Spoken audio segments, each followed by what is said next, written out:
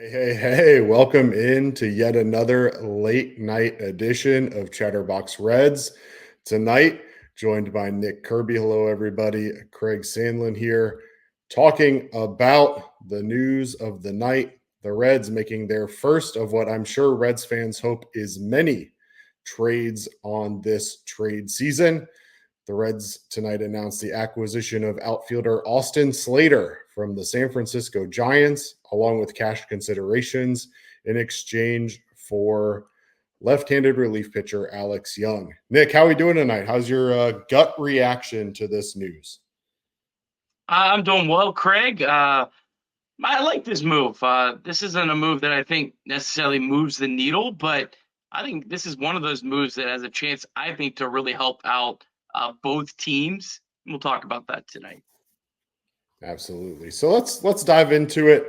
The Reds in this trade are picking up the Giants' longest tenured player in Austin Slater. He was a keystone piece of their World Series run. Nick, what do Reds fans need to know about this outfielder? Yeah, well, Austin Slater's been a guy that has always hit very well against left-handed pitching. As someone who will look up stats and things like that, or look up who's hit well against lefties over certain periods. Austin Slater is always one of the guys to the top of the list. So he's been mostly a platoon player with the Giants. Hasn't had a whole lot of success against right-handed pitching. But this is a guy that since 2020, 819 OPS, 371 on base percentage against lefties, 22 home runs in 655 plate appearances. So if he had a full season against lefties, which of course you never get, I mean, it's over a 20 home run player. So definitely a big need for the Reds. The Reds don't have a lot of options on Sunday. The Reds had to play Will Benson against lefties. We know Will Benson struggled against lefties. And then Slater is also a guy who's got slightly above average speed. He can play all three outfield positions, has played center field the most, and has played pretty good defense, career +4 outs above average. So just in terms of an option for the Reds, this is certainly an upgrade. And, who the Reds gave up in Alex Young. Alex Young was a guy that has been incredible for AAA Louisville. Just absolutely dominant. 1.19 ERA in 23 games down there. But I still think he was probably third on the Reds pecking order in terms of if they wanted to call someone up. You have Zach Maxwell, who's been absolutely electric. Has pitched well of late after some command issues when he got promoted from AA to AAA. But he's a guy who can throw up to like 103 miles per hour, so a massive weapon. And then Yasmer Zulueta, Red saw him in one game, and he was impressive. He's been absolutely dominant as well. And the Reds already have three lefties in their bullpen right now. So Alex Young, I don't want to say he was expendable because you could have a rash of injuries, and then you did give up a depth piece that you had a guy that has an option that you can continue to keep stashed at AAA. But Alex Young was also a guy that, unless there was an injury or maybe even two injuries, he wasn't going to be one of your top left-handed options or really one of your top relieving options this season.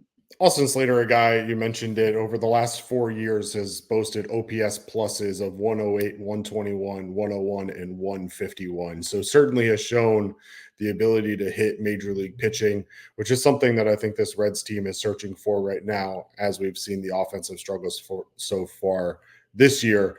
Austin Slater, though, this year, OPS plus of 72 so far. He did miss about a month when he was on the concussion IL after crashing into the wall in a game, actually coincidentally against the Reds in May this year. Nick, what do you make of his struggles so far this year, and how do you think that the Reds can help him turn that around? Well, it's a pretty small sample, and again, it's such a weird sample that I think you really can't put a whole lot of stock into it. So Slater's been a guy that's been almost exclusively platooned, at least of late in his career. Against right-handed pitching, he's actually hitting really well, but it's only 27 plate appearances, hitting 286, 884 OPS. But against the left-handed pitching this year, 85 plate appearances, 174 average, 480 OPS. But again, that's such a small sample. I mean, that's about a couple weeks of an everyday player. So I don't put a whole lot of stock into it. I know since he came back off the concussion IL, he's hit a lot better since he returned. hitting 260, 355, 105 WRC plus, and 62 plate appearances since he returned. Yeah. And so that's certainly, again, when you have a guy with 4 years of, again, it's basically a half season sample size each year because he is platooning a lot. But you've got a guy who's proven the ability year in and year out to hit specifically left-handed pitching, and Reds fans have certainly clamored for somebody that can fill in that role. Obviously, Stuart Fairchild's done a great job this year at that. We'll actually dive into Stuart in a little bit, but I still want to stay on Austin Slater. This is a guy, for those that are wondering, that is in his last year of a contract. He's going to make $4 million this year. Mentioned that he is coming along with cash consideration, so we don't know exactly what that'll look like for the Reds as it pertains to payroll. But an affordable guy, certainly doesn't make a ton of money, and relatively affordable when you're considering everything that a lot of people are throwing around in terms of acquisition possibilities for the Reds this trade season, only having to give up a guy like Alex Young, who quite frankly just hasn't seemed to fit into the major league plan as of yet. So in general, I think the Reds probably happy with the outcome of this, adding that outfielder to the rotation, and again, only having to give up just a little bit in terms of Alex Young. He does have a negative 0.3 WAR so far this year, but as Nick said, playing much better since returning from the IL. Nick, anything else about Austin Slater or Alex Young that you want to dive into before we talk a little bit more about what this means for the overall picture for the Cincinnati Reds? Yeah, I mean, Alex Young overall, though, pretty good success story for the Reds. Reds signed him to a minor league deal last year. Obviously had a great season in 2023. Reds decided to keep him, and now they flip him for a guy that's been an established big leaguer. So overall, I mean, that's good. Again, I don't know if Austin Slater really moves the needle all that much, but the Reds need any capable bats that they can get right now at this point. I think Slater has the potential. You also have to consider, too, the fact that Austin Slater plays in a very, very big ballpark out at Oracle Ballpark.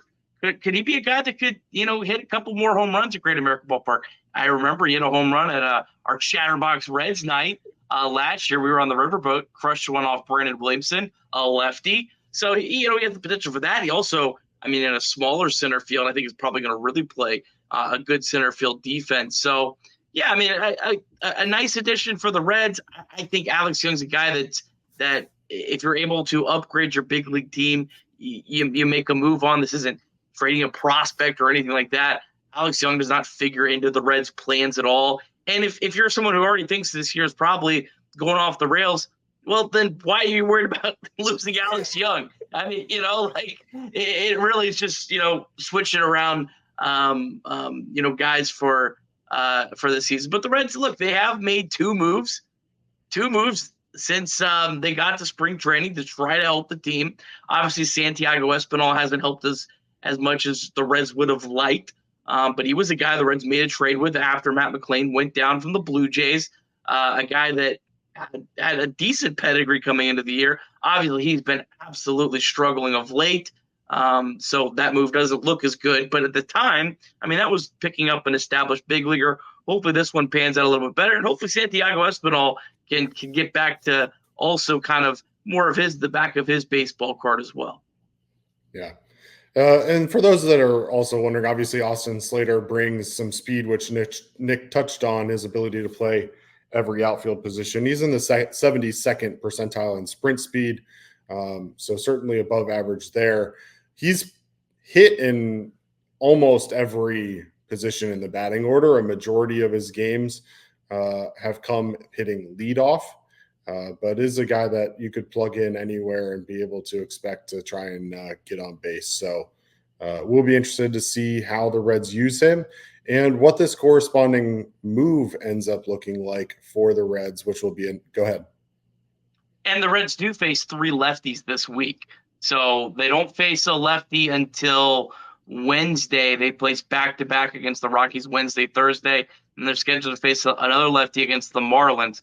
So you're going to get 3 chances to use Austin Slater before the All-Star break in games that are pretty crucial for the Reds this week, trying to hopefully rebound from a really brutal series where they got swept by the Tigers, trying to get some momentum into the All-Star break. This is a guy that definitely helps you at least in those 3 games. Yep. For the Giants, this signifies a trust and a move to lean on Luis Matos to be your right-handed bat in the outfield in the platoon situations, moving away from Austin Slater. On the Reds front, however, there's obviously some question marks as it pertains to what this means long term. Obviously, we know that TJ Friedl is on the IL right now for the 3rd time this year with a hamstring strain. Stuart Fairchild sat out today. Jake Fraley's been away from the team. Martini went on the IL today. Dunn and Hurtubise haven't necessarily lived up to the Reds' expectations. Nick, what's your expectations for potentially a corresponding move tomorrow, but also just long-term what this means for the Reds' outfield if the remaining pieces can stay healthy? Well, unfortunately, there's a possibility that Stuart Fairchild, who sat out on Sunday because of a back issue, has to get put on the IL, and that's the reason the Reds made this move. I hope that's not the reason. Hopefully what the Reds are thinking is, hey, we'll send Blake Dunn back down. Blake Dunn, a guy that I think has a lot of promise. The Reds minor league player of the year last year, but unfortunately just has done absolutely nothing in his small chance so far in the big leagues. So if Slater's able to replace Blake Dunn's spot on the roster, this is a pretty big upgrade. Now, if he's just replacing Stuart Fairchild, who's put on the IL, it's pretty much more of a lateral move. Slater's probably a slightly less talented defender. Certainly doesn't have as much speed.